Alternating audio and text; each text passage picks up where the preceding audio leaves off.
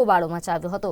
8મા ધોરણ બાદ શાળા બંધ કરવાના નિર્ણય સામે વાલીઓએ હોબાળો મચાવ્યો, કારણ કે શાળાએ વિદ્યાર્થીઓને ધોરણ 9માં પ્રવેશ આપવાનો ઇનકાર કર્યો હતો।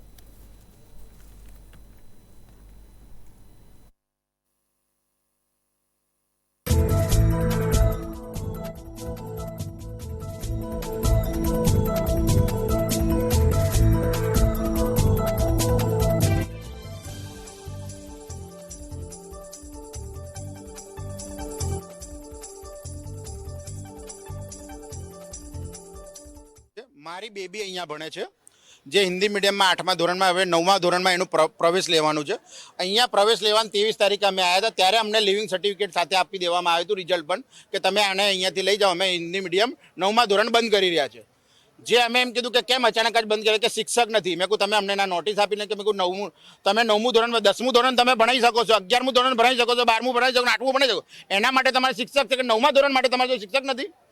એની અમને રજૂઆત કરી, ત્યારે ડીઓ સાહેબ આવ્યા અહીંયા। ડીઓ સાહેબે આવીને એમને અહીંયા રજૂઆત થઈ, ડીઓ સાહેબ જોડે વાત થઈ, ડીઓ સાહેબે અમને પરમિશન આપી। ડીઓ સાહેબે અમને કીધું કે ભાઈ આપણે તમે 9મું ભણાવજો અમને, ત્યારે અમને વિશ્વાસ ડીઓ સાહેબે આપ્યો હતો કે તમે અમને તમારી સ્કૂલના છોકરાઓને એડમિશન અહીંયા થઈ જ જશે।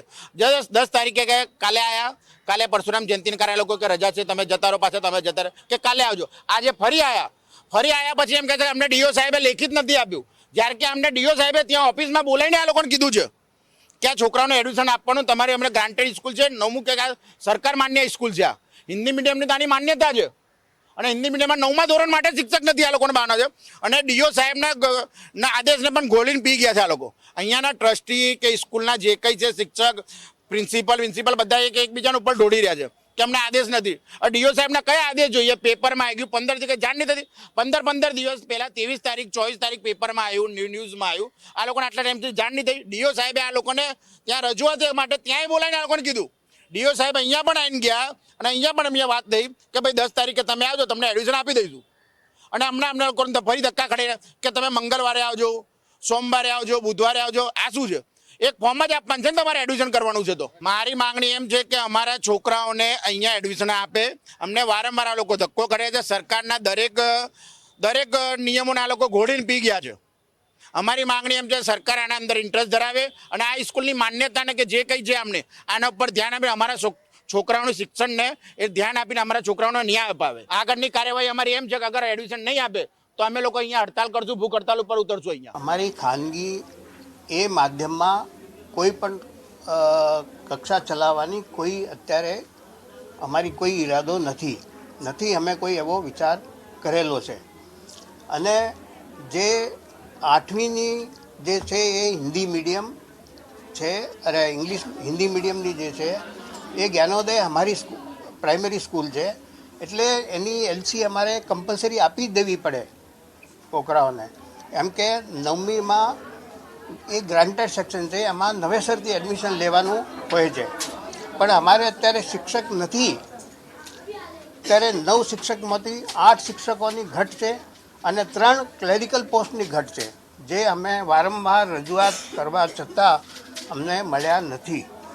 એવામાં જો અમે 9મીમાં એડમિશન આપીએ તો છોકરાઓના ભવિષ્ય માટે સારું નથી। એમના ભવિષ્ય, અમારે જે એક સ્કૂલનું સારું નામ લઈને બેઠા છીએ ને ભણાવવાની કોશિશ કરીએ છીએ, તો શિક્ષકો નહીં હશે તો એમને ભણાવીશું કઈ રીતે? ને છેલ્લા 6 વર્ષમાં સંસ્થા વર્ષે 8 લાખ રૂપિયા પગાર ટ્રસ્ટના ફંડમાંથી ચૂકવે છે, નવા ટીચર રાખીને છોકરાઓને ભણાવવા માટે।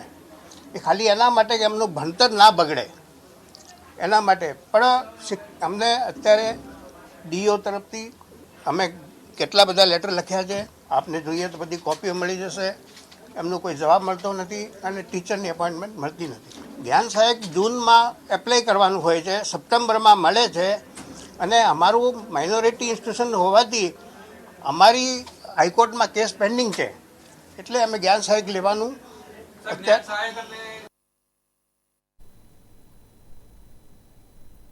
જૂનાગઢમાં વંથલી તાલુકામાં રવનીમાં મોડી રાત્રે પિતા પુત્રની હત્યા કરાઈ હતી।